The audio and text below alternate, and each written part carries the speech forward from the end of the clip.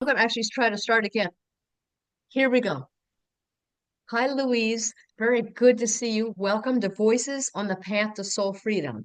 So, just want to, we all want to know more about you, Louise. So, who are you? Like, what's your early background? Where are you from? My name is Louise Faith, which is really my middle name, but I took it as my last name uh, when I asked Mother if that was okay for me to use it that way. And so from that point on, that's what I have been. Um, I was born into a family which my mother was very strict Protestant, but not obviously in Church Universal and Triumphant. And so I've had the religious training ever since a child. And I was born in the Philippines. My mother is, quote, white from this country, Hmm. and my dad was a Filipino. And I don't know how much of this you want to keep. You can Yeah, take off as much of it as you want to. But anyway, yeah. when they were married first in Mexico because at that time, mixed marriages were rather frowned upon in the United States. So they were married there. And then they came back to this country and remarried themselves by a judge. Mhm, mhm, And mhm, then, because it was somewhat the Depression, oh, I should say that my older sister was born in LA. mhm, mhm. They were in LA at the time, and they had met. You can cut off as much of this as you want, but they had met because they both worked at at Hotel Figueroa, which is still here in LA, and they were working different jobs, and that's where they met. But then at that point in time was kind of the depression, and they thought it might be difficult for my father to get work because at that point in time they thought maybe it would be more difficult for people who are not totally quote white to get work. So they decided that the Philippines was a place to go back to. Mhm. Yeah. So they're going back with my older sister as a babe in arms. Mhm, And they went to an island called Samar. mhm, mhm, And the Philippines, as you well know, has many, many islands. So they went mhm, to Samar, and um, mother got pregnant with me. And um, there were no facilities because they were in a province. I mean, the provinces they are now are more civilized, but at that point in time, they were 1935, it would have been, because that's when I was born. Um, there were no facilities, but mother had had nurses training when she had been in this country. So, and for whatever reason, that lady, my mother, never had difficulty with births. They weren't painful. They were, nothing. mhm, You hear a lot of what people go through sometimes to have a child, but for her, it was no big deal. So she was totally awake. And for some reason or other, and I don't know why, two friends of hers, and they might have been relatives, were also there visiting at the same time. So she's here about to give birth, and she is telling my dad how to proceed. And so that's how I was born. I was born with my dad being the one who received me. So, and this was in a very rural province area in the Philippines at that time. So that's how I came into the world. And apparently, from that point, they must have moved to Manila. I'm not even sure if it was Manila or if it could have been some other place because my brother, I have a brother that's younger than me, and then I have twins, and then I have a sister who's even younger than they are. So it's complicated to kind of figure out how how all of those births happened, but I think that I'm the only one that was delivered by my dad. Mhm. Um, so, and she is a very dedicated Protestant Christian, my mom. Mhm. So Okay. having she was giving classes in religion. I don't know what you could call it, in religion in the provinces where she was, because that was her. As many Christians believe, that is what they're intended to be about, is to make make more believers. Yeah. So she was doing that, and then they moved. They I don't know because I was a child, a baby at that time.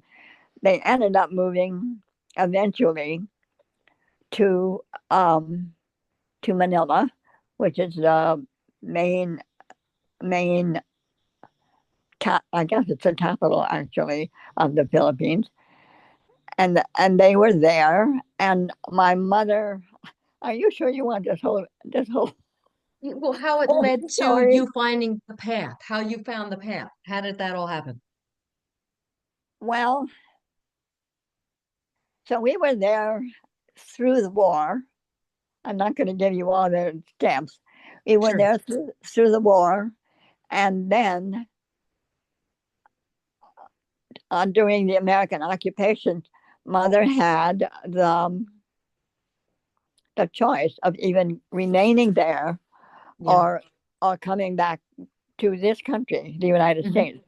Yeah. And she had friends in LA where she used to go to church. Hmm. So she decided that that was the place to do. She would come to the United States. So we all, six of us and my mom, Hmm. took the boat and got to San Francisco and then on a train to LA. Hmm. So that's how I ended up in LA.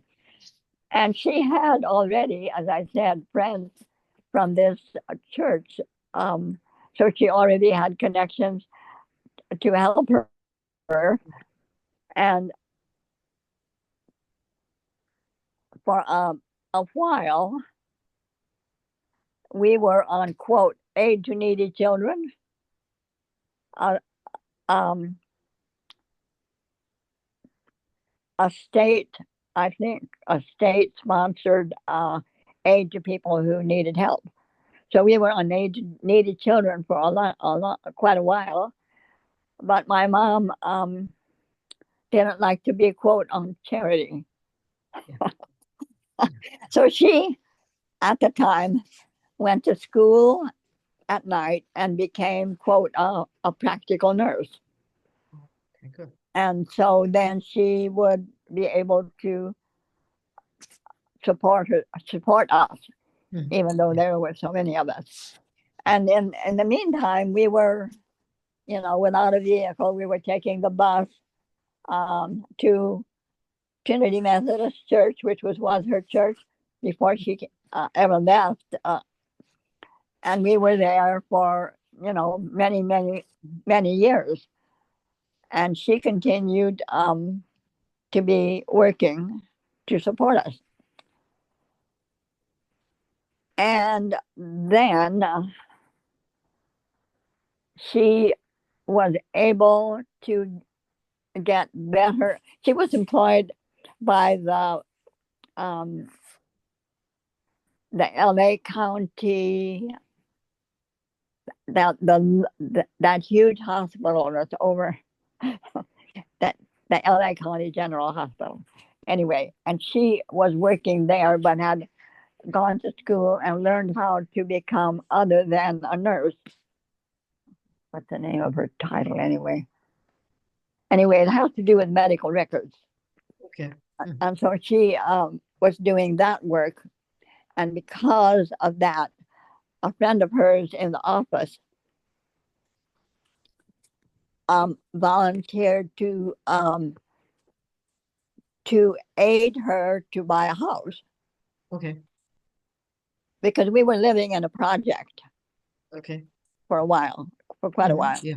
Yeah. And this friend decided that she would sponsor my mom and loan her funds to be able to buy a house. Yeah. So she did that, and we moved out of the projects into a house which is right next to where my sister now lives. Mm-hmm. 4636 Richelieu Terrace is where the house was. Yeah. So 4630, I think, is the address of my sister who lives in that house next door. Anyway, so we were always church, so to speak, because of my mother. And I became interest I became interested in other. I left home when I was working on my own, and I went to San Diego because the company I was working for, the May company at that time, I don't know about if it's still around anymore, had decided that San Diego was a place that they thought they wanted to be. So I was transferred or went to that May company in San Diego, and I was the art director there because I had worked for the May company in their advertising department, but I was not the head art director. I was basically a layout artist at that time. This is a long story. So then I went to San Diego, and because I was there and had always gone to the Methodist church as long as I was with my mom, then I did try. What I decided when I got there was that I was going to try different churches to see what they had. Okay. And so I went to several churches, but I also went in that town at that time. There were several religious organizations that would have meetings so that you could just get to know who they were uh, during the week.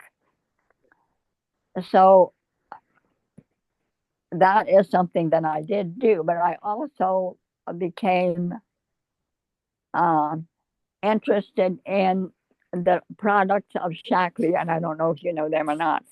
But anyway, this one this one supervisor in the Shackley organization. I'm skipping the fact that I got married. Got married there somewhere. Um, I met my husband in the church that I was going to, and we were married. And then he also became interested in this Shakti business. So I met the people that were involved in that, and this is why it's taking so long to get to how I made the connection. Anyway, the supervisor that used to have the meetings, the Shakti meetings that we were attending, had this book, one of the early Saint Germain books, those green ones. And so I borrowed that book and read it. And so that's how I got acquainted with um, the the church that has to do with the attended masters. I'm having to think this through.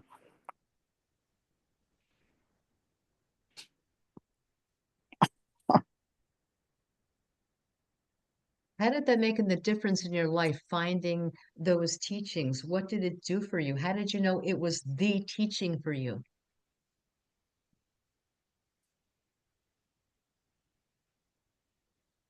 Well, I don't know exactly why, but the the book, you know how some things seem true and some things don't seem true. Well, this seemed quite true to me, and so I don't think that I ever let my mother know that I was moving over to another form of the understanding of religion at all, or a spiritual path at all. I don't think I don't think I ever did inform her of that. I think for her it would it would have been hard to take. Yeah. So it's too bad this isn't something that that I did before I so I could make myself an outline so I could go through this more quickly. But this is No, you're doing a great job. What made you stay in the church that you're in? What what's made it stand out as real for you?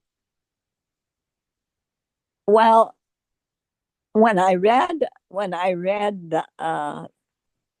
the one book on the teaching the Ascended Masters, whose name I can't even remember, but anyway, it's one of those early those the major first book. Um, it made a lot of sense to me that there would be people who had gained a lot of spiritual mastery other than Jesus. Mhm. It made sense to me that after all these years, that it wouldn't make sense. It didn't bother me. Now the people who are totally attached to Jesus have no, they don't have that thought that other people can be an ascended being. And for whatever reason, that never got in my way. Um, when I think about it, it's like, quote, we're all children of God. Mhm. And if that's the truth, which I think it is, Yeah. then the possibility of our increasing in our spiritual growth um, should be possible, because I don't think that um, a loving father would allow people to just be people and never have the opportunity to be growing in a spiritual way. Yeah. Um, and the standard Protestant approach pretty much is you believe in Jesus and accept him as your savior and you're saved. And and and there's no thought that you grow spiritually, really, I think. But anyway, this first book that I read just uh, impressed me, and so then I I'm trying to remember if there was any church at that time. I experienced a number of things in San Diego, including I went to a spiritual church for a while, which my a former husband was interested in, and the thing was nothing that I thought had. It was too shallow. I don't know how to say it any better. And there, it it just didn't seem like it was had the strength that I was interested in. So anyway, for whatever reason,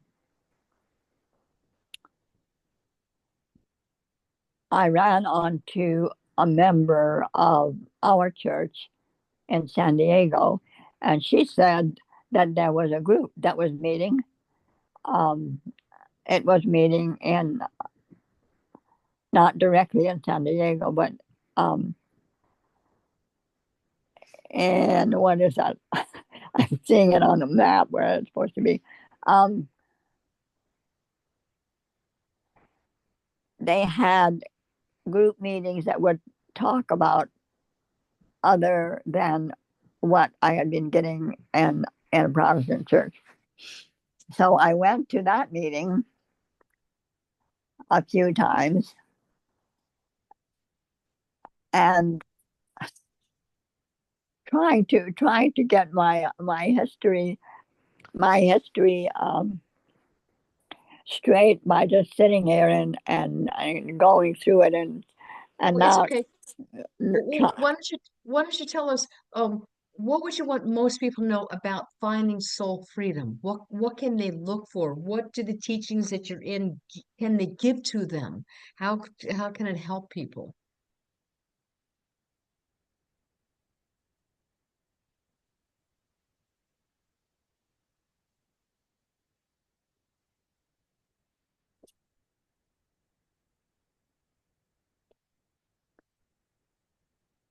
I don't even know if I can help you that way. Uh, if I think about soul freedom, see in our teachings, we have the understanding of incarnation, and the standard Protestant idea does not have that totally. So if if you really understand that you're going that your that your lives are collective, in other words, and that there is not just one life, then you have the thought that when you come back, and you do come back, I mean, we've probably all been embodiment for like hundreds of years. Um,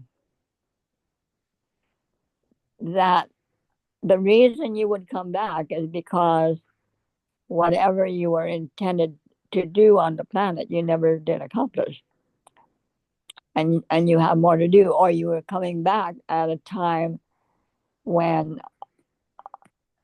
your being is going to help the planet out at that point. Anyway, it it never it I never had any trouble with the thought of reincarnation, which is What totally un-Protestant. well, what do you do about karma? I think you mentioned karma. Well, the way I understand karma is that it's the sum total of your actions in this in life on earth, and that there is such a thing as good and bad karma. And if you have had lives where you have not uh, lived as well as you knew, then you make bad karma. And you make bad karma when you make bad choices and when you do things which you already understand are bad or are evil. So you make bad karma. And you make good karma by doing better each time. But because of the what's the word? Grace, mercy. Because of no dispensation. Because of the dispensation of the violet flame, then you have more than just your actions to work with. Because the violet flame is a transmutative energy, and when you give it,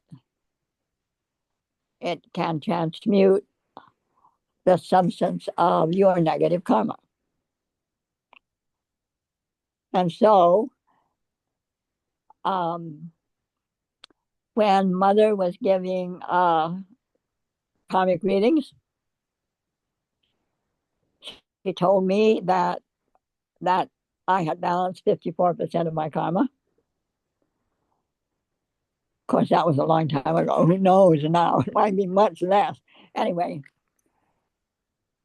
she so that would give me the thought that I had come over the middle line, so to speak, and that I could make, quote, both negative and positive karma at that point, which is true. Um, and and knowing that the violet flame, giving the violet flame, helps to transmute whatever karma there is, that it's a good idea. Now, since I've not been on the property for more than a year now, I have done some decreeing, but not a lot. What So are I was decrees? What's that? to decree. Well, if you remember what the word means, to decree, it means when you say a decree outside of our church, you're saying this is the truth. Yeah. So a decree in our terms is saying the truth, but in a specific religious understanding. So when we give the violet flame, we are decreeing that the spiritual energy called the violet flame will transmute, that is, do away with whatever it is that we ask for and or um,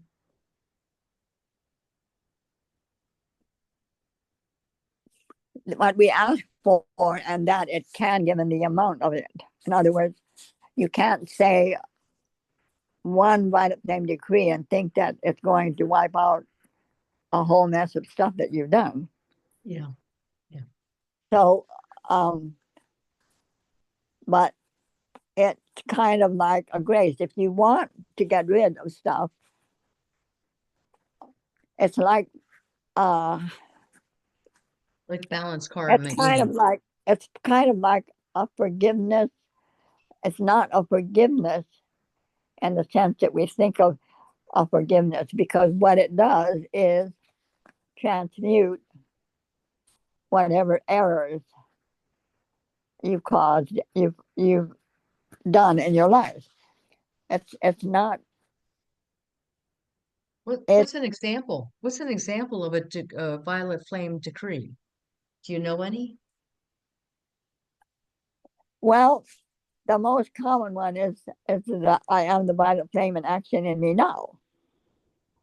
And if you say that, okay, you say, I am the violet flame in action in me now. I am the violet flame, to light alone I bow. I am the violet flame in mighty cosmic power. I am the light of God, shining every hour. I am the violet flame, blazing like a sun. I am God's sacred power, freeing everyone. So that decree covers a lot of areas. It covers yourself, but it also covers what's going on the planet. Yeah. And one saying it one that's another thing. We have in our church Mhm. something that we call the science of the spoken word. In other words, prayers prayers are much more effective if they're said aloud because the vibration that happens when something is said aloud has an effect, even if we, in our ability to sense, do not see that occurring. But the violet flame is um, an energy that, when invoked and given the direction of what you want accomplished, does begin to do that you call for. So if you say, I am the violet flame in action in me now, then the violet flame will be moving through your body. And if you give it direction about where you might need more help, then you're going to get more help there.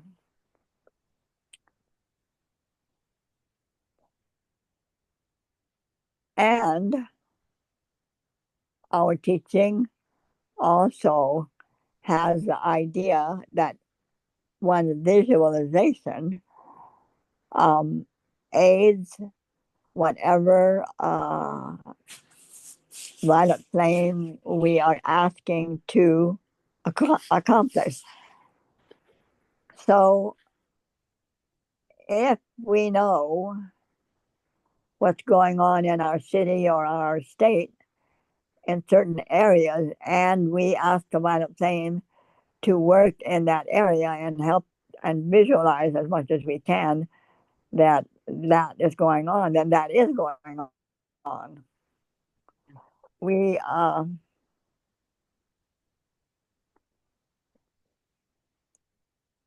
and I think that that is why so much of our time when we're decreeing are long sessions, Mhm. because as as we as we pray, it's not enough to have said something one time for something to be accomplished. Just like in the physical world, you don't end up painting a room by putting a brush stroke one down one time. You have to spend time and care about what and where it is you're painting. But the violet flame is a gift from Saint Germain that we are able to use. I don't know exactly, because we know that Saint Germain has been an embodiment upon this planet for centuries. But I don't think that I don't believe that the violet flame was given to us as a dispensation until the early 19th century or so, 20th century maybe, because although Saint Germain was an embodiment many, many times, or maybe just kept staying alive, um, because I'm reading that book that shows his early embodiments, but it doesn't mention the violet flame. So I think that the violet flame is like a 20th century dispensation. Yeah.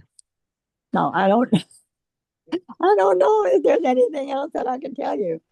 Well, um is there anything else that you would want people to know? Any last thing that would you would think would be helpful for people? Well, what I think is that it's not enough for one to know. And that I think is why Mother stressed the science of the spoken word. If you want change, then you have to speak it. And the vital flame is one that aids in clearing out areas that might end up being more, being able to change easier if the vital flame is involved. I mean, I remember we used to have decrees and we would try to visualize violet flame spears rolling down cosmic highways from in the country, um, and into major cities, etc. So, and I don't really know where the idea of the visualization of violet flame came from. Although I know Mother definitely spoke of it and practiced it, because like the early books, I don't I don't recall anything like that. But um, what what our belief is that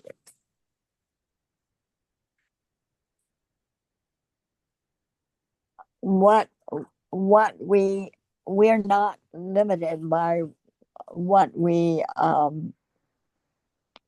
see or read about occurring, that we have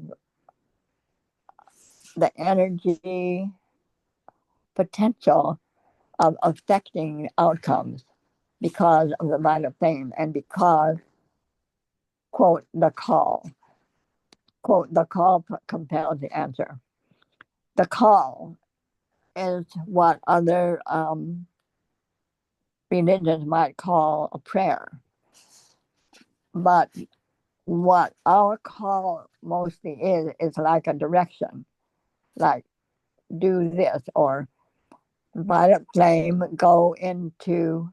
One of the things I do, and one of the things I'm going to a church of my sisters, which is obviously not one of our churches. It's a Protestant church.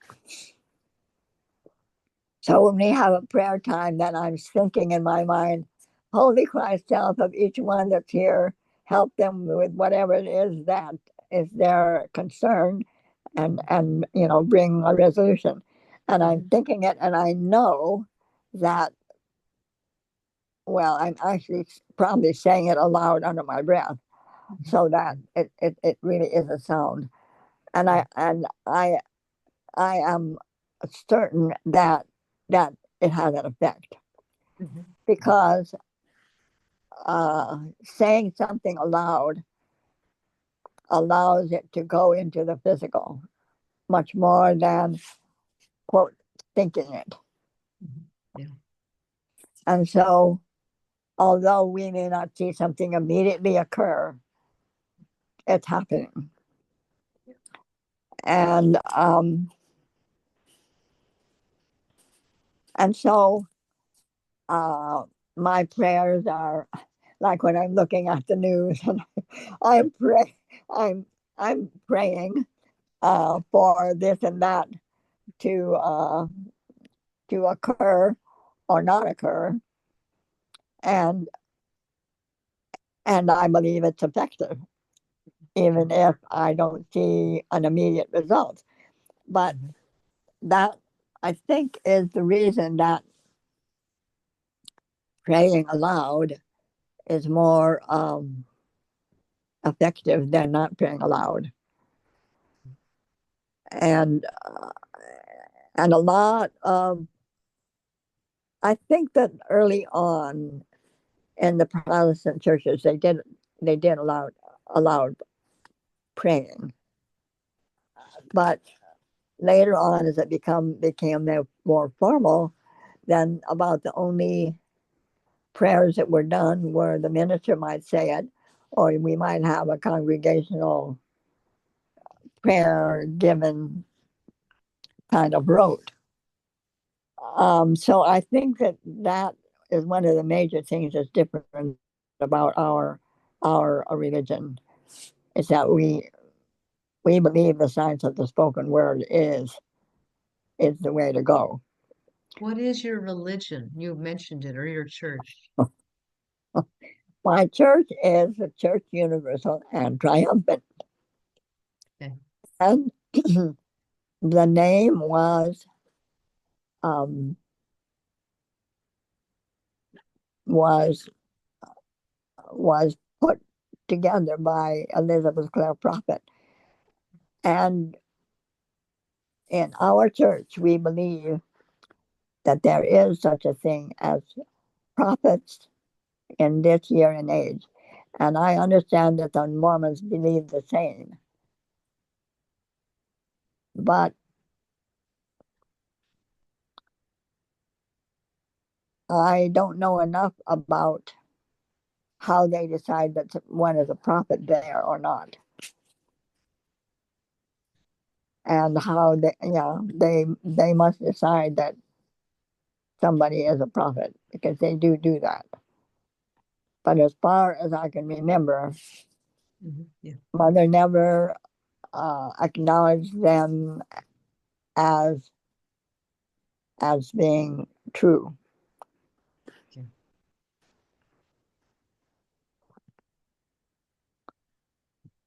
What else? What else can? I, What I else think can I that's say? I think that's good. Was there anything else you wanted to add, or I think that anyone that's considering becoming part of our church needs to read some of our literature and needs to try it out, and if possible, to go to a group which actually decrees so that they can experience whether they think it's effective or not. And because they have a Christ self, when they pray, they need to ask their Christ self to give them assurance one way or the other about truth of things. If people don't have that sense that part of them can really know what's true or not, it's not just their it's almost like they have to know that they have a Christ self, even if uh, they never have thought about it in that way. There is a Christ self that's within them, whether they have acknowledged it or known anything about it. And that part of themselves knows how to proceed with their life. And if they'll give it attention, they will feel more like they know what they're about religiously than if they don't.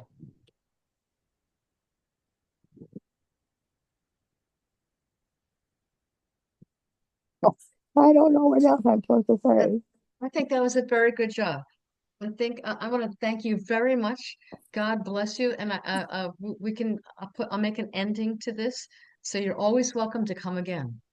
And I'm gonna press stop.